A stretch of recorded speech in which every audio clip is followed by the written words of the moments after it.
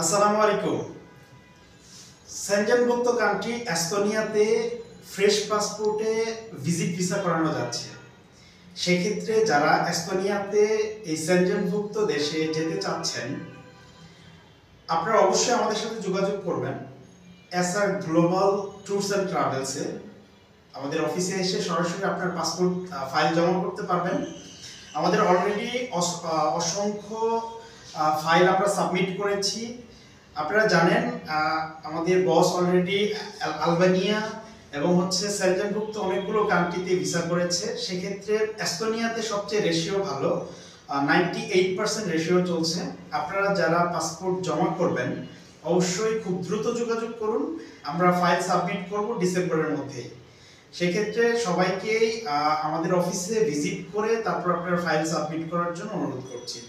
অসংখ্য ধন্যবাদ।